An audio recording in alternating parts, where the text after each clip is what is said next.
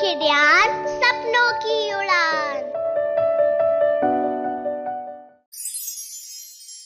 प्यारे बच्चों, कैसे हैं आप सब?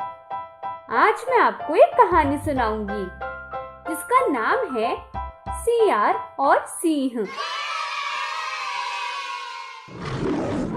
एक दिन एक भूखे सियार का एक सिंह से सामना हो गया। सिंह को देखकर सियार की सिट्टी बिट्टी गुम हो गई।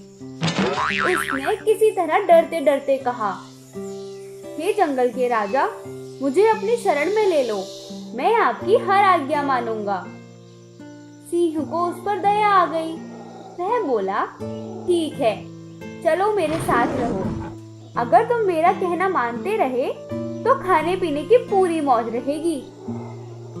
आपका हुक्म सर माथे पर, सियार ने शीश नवाकर कहा। अब मेरी बात ध्यान से सुनो। तुम्हें रोज पहाड़ की चोटी पर जाकर देखना होगा कि नीचे घाटी में कोई जानवर घूम रहा है या नहीं। यदि कोई जानवर नजर आए तो मुझे आकर बताओगे और कहोगे, दम को पूरी शक्ति से, हे सिंहराज। उसके बाद जब मैं जानवर को मारकर भरपेट भोजन कर लूंगा, तब बचा हुआ भाग तुम खाओगे।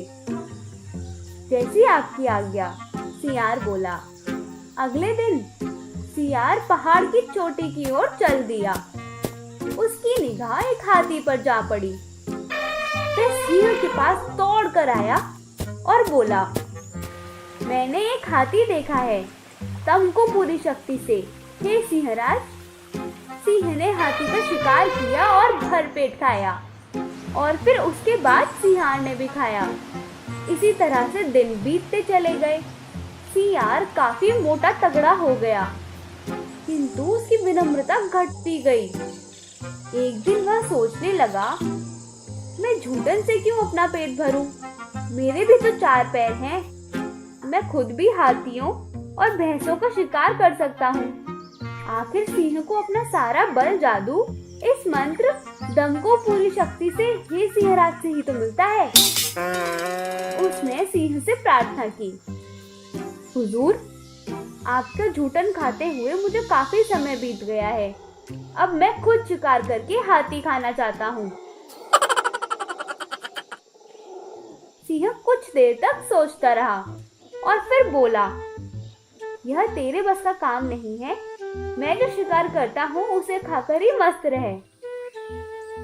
नहीं स्वामी, कृपया एक बार मुझे मौका तो दीजिए। इस बार मैं यहाँ रुकूंगा और आप पहाड़ की चोटी पर जाएंगे, और जब आपको कोई हाथी दिखाई दे तब आकर मुझसे कहिए, दम को पूरी शक्ति से, हे सियार, मैं जरूर उसका शिकार कर लूंगा। सिंह ने उसे काफी समझाया, किंतु सिंह नहीं माना। आखिरकार सिंह राजी हो ही गया। कुछ देर बाद सिंह वापस आया। मुझे अभी अभी एक हाथी इधर आता हुआ दिखाई दिया है। दम को पूरी शक्ति से, हे सियार।